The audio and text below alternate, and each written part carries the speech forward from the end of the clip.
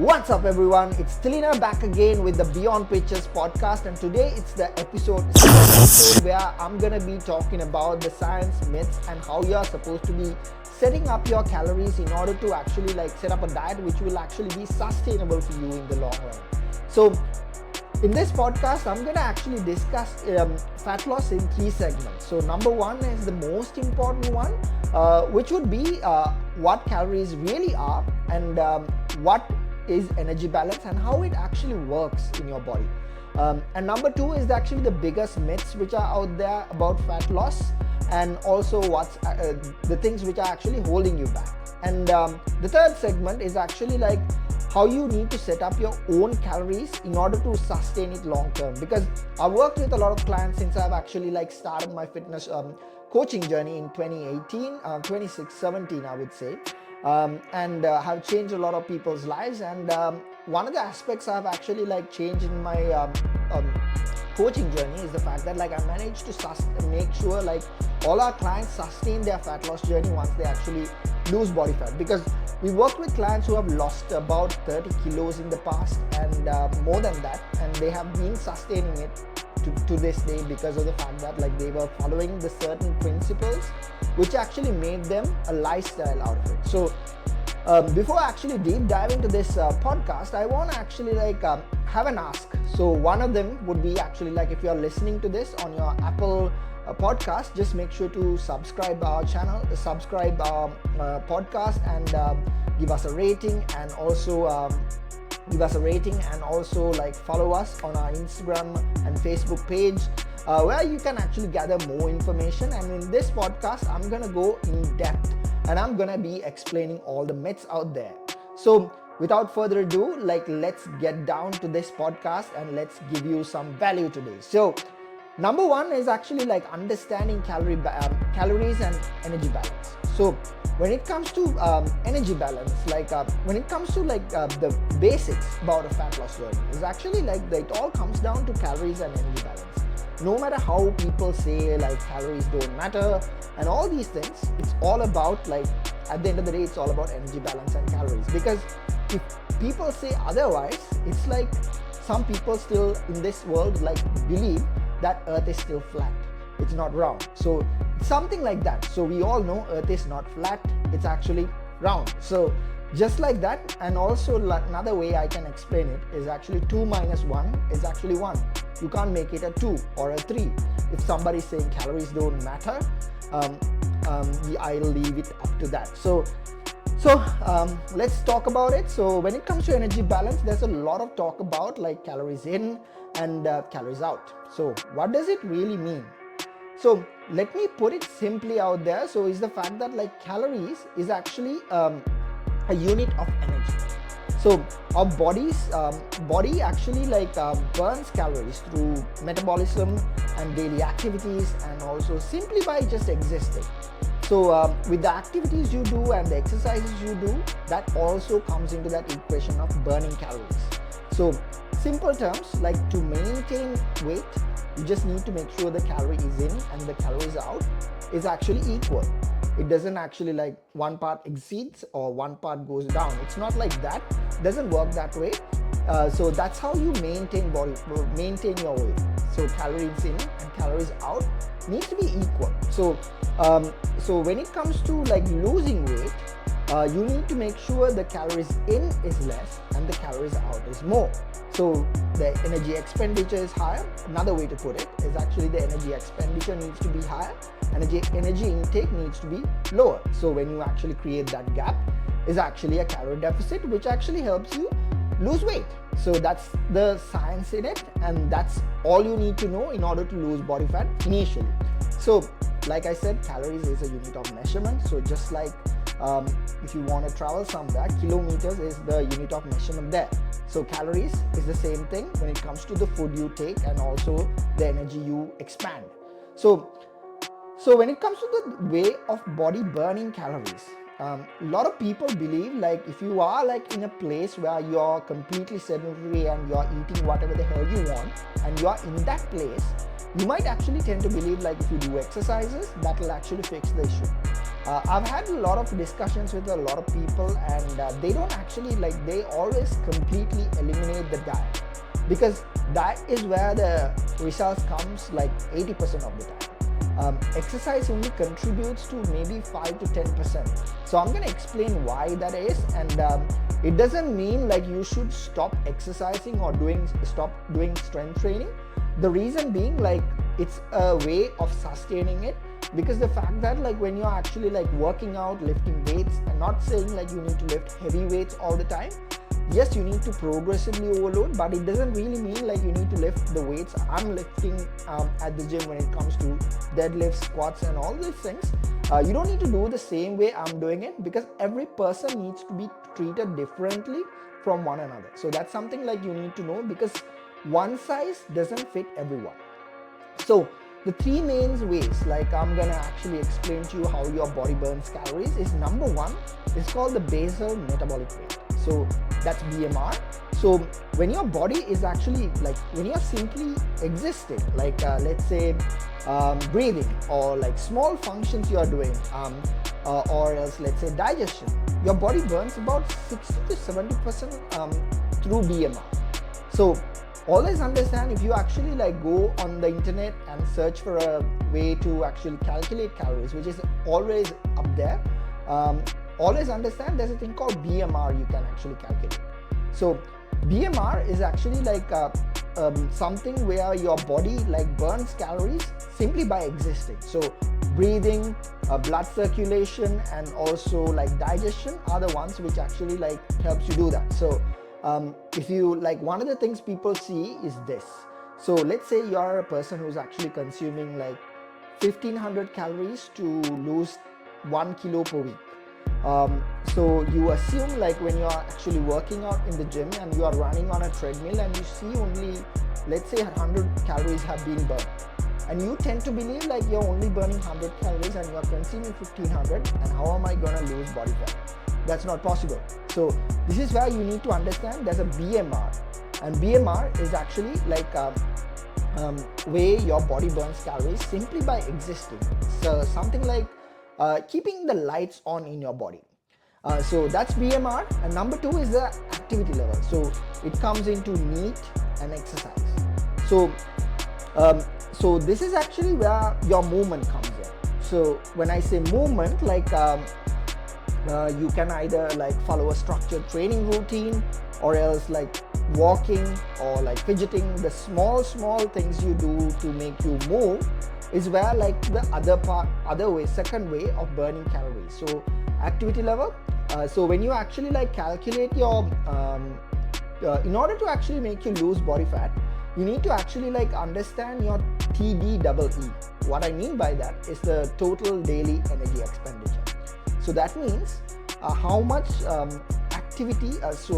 how much calories your body burns when you're actually like doing whatever the hell you are doing on a day-to-day basis, with the body weight and the height and all these factors come into the equation. And so all you got to do in order to find the TDEE, like the total daily energy expenditure, is to make sure you get the basal metabolic rate, calculating using anything on the internet, using the internet, and like finding what's on Google, like using a calorie calculator, and then multiply the activity level. So if you're a person who's very less active, that means you're sedentary. And if you're a person who's doing a lot of steps on a day-to-day basis and you're moving a lot more, that means you're highly active. So when you're highly active, that's where your total daily energy expenditure is higher. So this is something we use with our clients to actually like get the results faster, because I've seen clients who are like doing a lot of people who actually like before they join me, one of the things they do is actually like they actually be in 1000 calories, 800 calories, cutting down carbs, and doing all these crazy things which is not sustainable. The reason being, when you actually like calculate their activities, like when they are doing over 10,000 steps per day, your activity level is high. Like it might actually come into a place your energy expenditure is around 3000 or like maybe higher than that.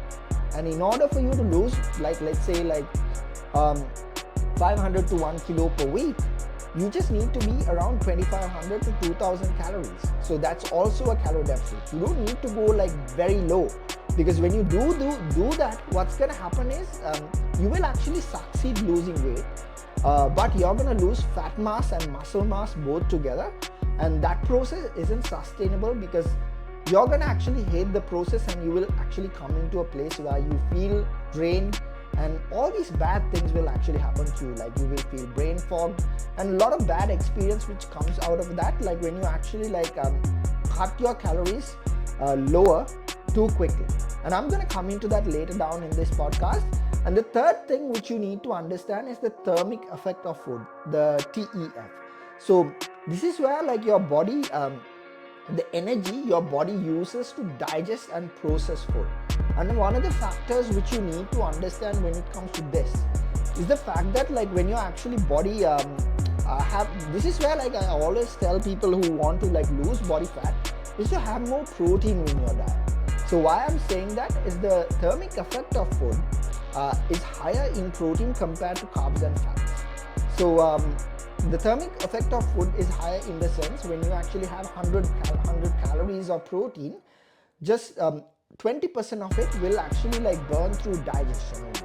So this is where the thermic effect of food is higher when it comes to having protein.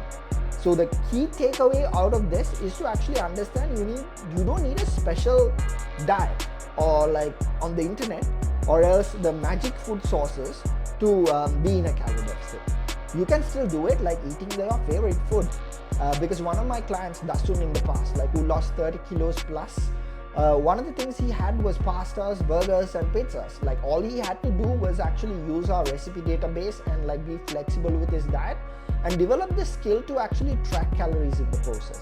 So when he actually ended up doing that, he's still sustaining his fat loss journey and he's enjoying his fitness journey until today. So that's one of our biggest wins, because most of the time like what we have actually come across, like I have come across as a coach, is the fact that like when our clients were losing weight, like in the past, like when I first initially started, like I gonna be honest, like one of the things I used as a coach back in the day, like early days, I would say, like the diet was too restrictive. Yes, the clients were getting results and the results were perfect, but it was hard to maintain because you want the things you like at the end of the day. Because unless you're a competitor who's competing for a show, you don't need to be very restrictive with your diet. It doesn't mean you can consume alcohol like bottles every week or things like that is not what I'm saying.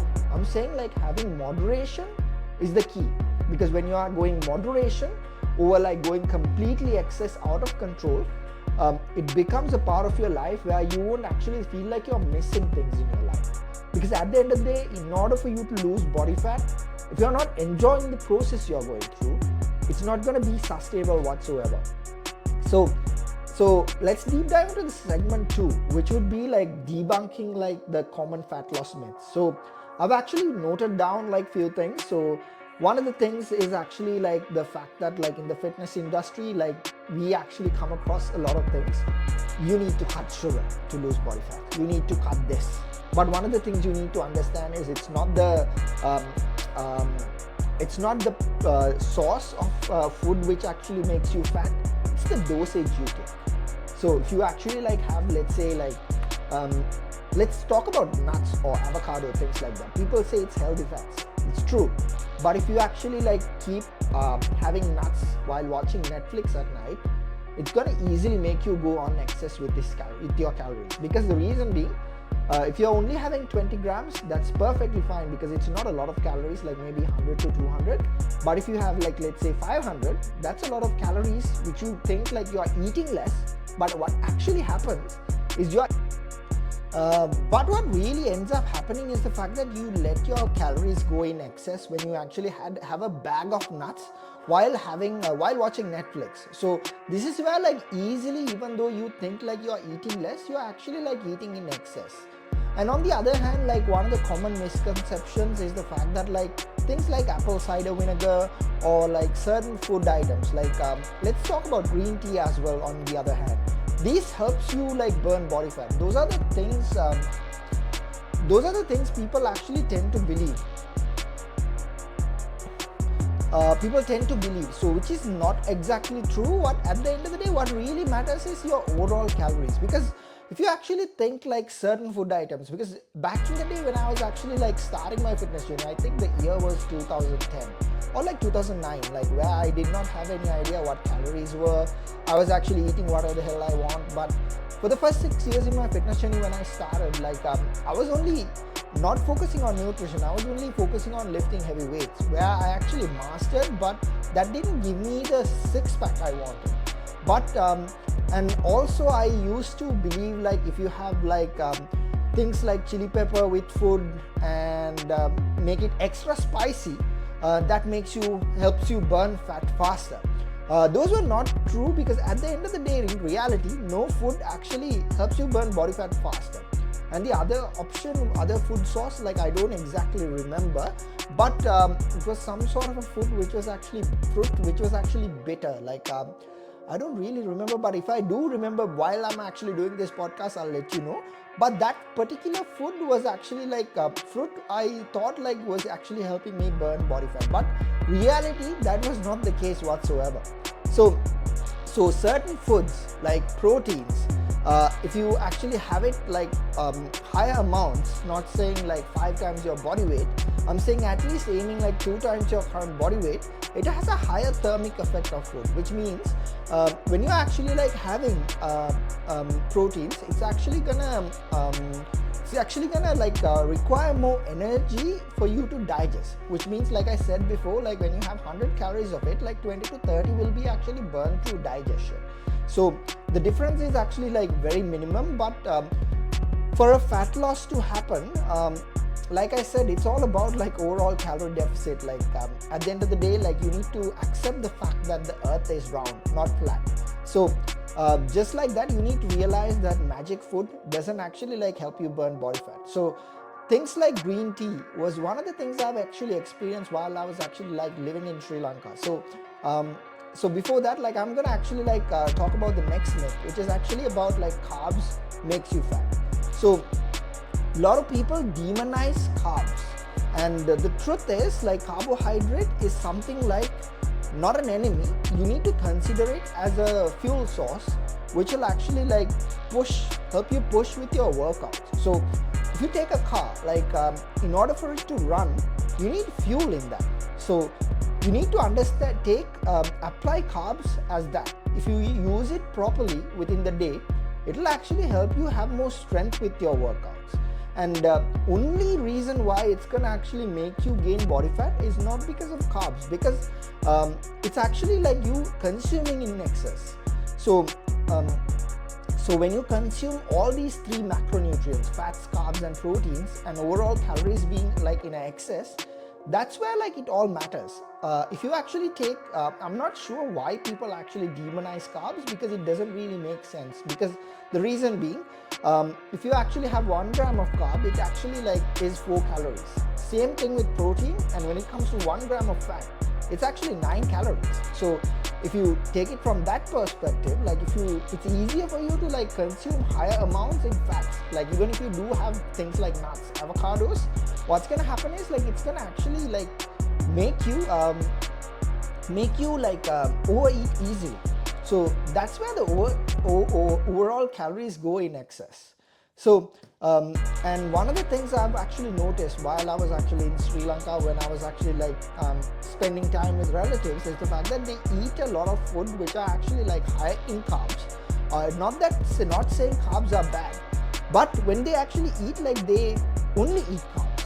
For example, when they actually do that, what really happens is like they end up drinking green tea at the end of the day, thinking that everything will go away, whatever you eat, and if you drink green tea, that's going to actually help you burn fat right afterwards. That's not what exactly happened. Yeah, not saying green tea doesn't have benefits, it does. But if you actually like are consuming calories in excess, having green tea isn't gonna make a bigger difference. So that's something like you need to understand. So I've seen a lot of people thinking green tea will actually like burn body fat. So this is exactly what I used to think 12 years ago when I was actually on my 25th birthday. Before that, like I was desperate to lose body fat. but I did not know how I was supposed to do it back then. But I actually like wrote down on a piece of paper what I'm going to be achieving this year and the next 5 years, and I ended up achieving all of them because I actually like visualized it. So if you actually take my room, I have a vision board like which I'm not going to share right now, but like there are certain things which has been already ticked. So that's actually about that. We are just running out of the topic, but let's talk about the third thing, which is actually like eating late at night makes you gain weight. So one of the things I tell my clients is actually the fact that if you're like unless you are not an athlete, you are a general population who I mostly work with, who actually is like goal is to get in shape, it doesn't matter how many meals you eat within the day. As long as your overall calories is in a deficit, you're gonna lose weight. But here's the kicker, like I always tell people like who actually like are in a place where they don't have a routine. In order to get into a routine, this is one aspect I always teach, is to make sure you have your first big meal like within the first hour of waking up, and at least have some protein in the morning. And then like when you're having your last meal, make sure to like have it 2 hours before bedtime. But even if you do not do that, it's still not gonna make you gain body fat overnight just because like you had carbs late at night if your overall calories are still in a deficit. But the thing is, like when you have carbs, 1 gram of carb like is actually gonna make you gain 3 grams of water weight. So it actually absorbs like a sponge. So this is where your water weight could be higher the next day. And the disadvantage of you eating like let's say a big meal 15 minutes before bed is the fact that it could actually like affect your sleep. So when it's actually affecting your sleep, because your body temperature won't actually like go down when you're actually like eating food like let's say 15 minutes before bed, and it's gonna make things difficult for you to fall asleep. And when that happens, when you're not sleeping well like at night, you're not recovering well. And when you're not recovering well, what's gonna happen is it might lead you to feeling more fatigued, and that's where like you might end up overeating. So it's not actually like you eating late at night is gonna actually make you gain body fat. It's the decisions you make after you actually eat late at night, which actually like is actually a long-term indirect relationship. So it's like this, you actually like eat 15 minutes before bed, and you go to sleep and you can't sleep because your body temperature isn't going down, it's up, and that's affecting your sleep, and which affects your recovery. And when you wake up in the morning the next day, scale will be higher because you haven't gotten sleep enough, you haven't recovered well. So that's where you get frustrated and end up overeating the next day, thinking that nothing what you ever do is actually going to work out for you. So it's actually related that way, not the way you actually think. So as long as your overall calories are still in a deficit, you're going to lose body fat, you're going to lose weight no matter what. So if you eat more proteins and hit your protein goals and the calorie goal, like if you're a complete beginner being in a deficit, that's going to actually help you retain your muscle mass as well as making you lose fat mass mostly than losing fat and muscle mass together. So this is where strength training becomes a key in a fat loss journey. And number 4 is actually like something which is funny, which is actually cutting down your favorite food. So let's say you like certain things like rice and curry. You don't need to cut that down. But if you cut that down and like remove it completely, let's say for example, something you like, let's say like your morning tea. Like I used to like it, but I have sacrificed it because I do not like it anymore. But if you actually cut down your favorite things like that without actually learning moderation, what's going to happen is human beings will actually want it even more because you're not having it on a regular basis. So when you actually want it a little bit even more later down the line, what's going to happen is even in a 16 weeks transformation, you go restricting yourself, cutting down everything. What's going to happen is you're going to want it more later down the line as you get leaner because you will be hungry, and you probably didn't enjoy the process, and the diet you were following felt like a mental jail for you. So you need to focus on controlling your food portion sizes with the food you like to eat.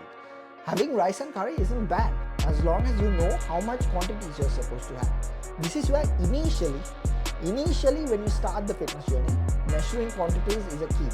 food weighing scale is gonna make a bigger impact, and it's gonna be the biggest game changer in your fitness journey. So the truth is, fat loss is about consistency.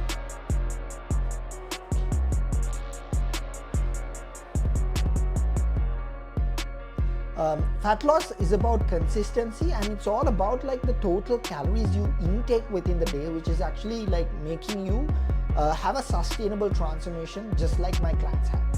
And let's deep dive into the segment 3, which is actually the most important one, setting up your calories and for your fat loss goals. So let's be practical here. Like, it's not about like being in a 1,000 calorie diet which is gonna like help you lose body fat. It's not about like even having 800 calories or like 1500 calories. You need to understand every person is different from one another, and I'm gonna explain to you in a 3-step process which will actually help you like get it done, like setting up your calories for fat loss. So the first step is to actually like figure out your maintenance calories. And if you go towards Google and Google and also like type in like calorie calculator, you will find an option, like there will be heaps of them, and all you need to do is to put your age, height, and also the weight and the activity level.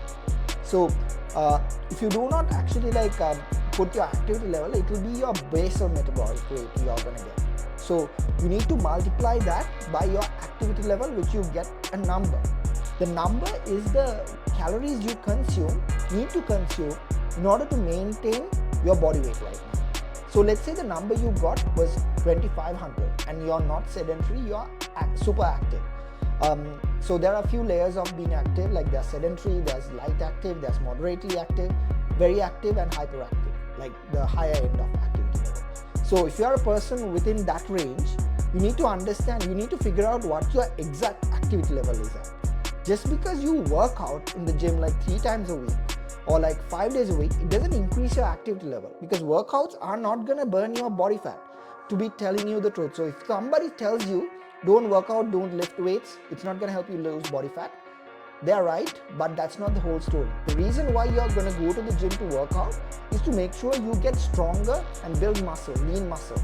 And when you actually do that process, that's where like when you actually like you will have a lot of benefits with it, like things like appetite will have like get better in the process. So when you actually figure out like what your maintenance calories is based on the activity level, so another way, the best way you can actually increase your activity level is by doing more steps. It doesn't mean like you need to run on a treadmill or like do cycling, do more cardio. Cardio is something like I always use with my clients as a extra tool. So initially we just need to make sure you walk a little bit more. Like if you are doing 3000 steps per day, first thing you need to do is to make sure you do like a little bit more, 1000 or another 1000 or 2000. Figure out a way to do that. So that will increase your activity level, which will make your total daily energy expenditure, which means your maintenance calories, higher. So to create a deficit, if you are a person who's beginning your fitness journey, I would always personally recommend you starting with a deficit between, I would say 500 to 1000 based on the person. So I would usually start with somewhere around like let's say 400 to 1000 based on the person. So if you are a person who needs to aggressively drop, like let's say for a wedding you need to drop 10 kilos or 15 kilos, you can start with a little bit higher, like maybe 1000 deficit if your active maintenance calories is around 3000. So that would be a starting point of 2000 calories, which would typically lead you to losing about, let's say, around 500 to 1 kilo per week. And if you are starting the process being completely sedentary, initial weeks you will actually drop really higher because you are losing water weight, and that's not mostly fats you are losing. Yes, you are going to lose fat to a certain extent, but if you are like thinking that you are losing fat, like dropping 5 kilos per week like initial few weeks, just understand it's just the water weight you are losing, but it still counts because it's going to drop the scale and it will make you feel better in the process. So find your deficit and then you can actually move forward from there, which turns you into the third segment, which will be third step, which is actually like setting up your macronutrients. So first thing would be the proteins, carbs and fats. So if you're actually a person who's actually like, let's say, less than 100 kilos, I would always suggest you to start with 2 times your body weight. So if you're 80 kilos, I would suggest you to start with 160 grams of proteins. So 160 grams multiplied by 4 would be 640. And with the fats, you need to make sure you have around 20 to 30% of your overall calorie intake. So let's say your calorie intake is around 2000, and you need to make sure you have around 20 to 30% would mean like around 400 calories of fats to start with, at least 400 to 600. So divide that by 9 and you'll get a number with when it comes to the fats. And the remaining amount is where you're going to fill it up with carbs. It might come a higher number because I haven't had a client who's had under 100 grams of carbs ever, even for a competitor, including myself, because mostly the lowest I have gone like would be for a female client who. So the most amount I have probably have gone would be like for maybe a female client who's actually like maybe like very less weight and still has excess body fat. That's actually a different situation. Probably like she would have been like around 120, but never it has been under 100. So just want to let you know on that. And once you actually figure that out and like figure out the macronutrients that way, you're good to go. And that's where you start the process. And you can use MyFitnessPal as an option to track your calories, because you need to understand it's a process and a skill you develop as you actually move forward. So one of the mistakes you do is this. So you might actually think you are eating 1200 calories, but what you are actually doing is actually like underestimating the calories. The oil you are putting to cook your food,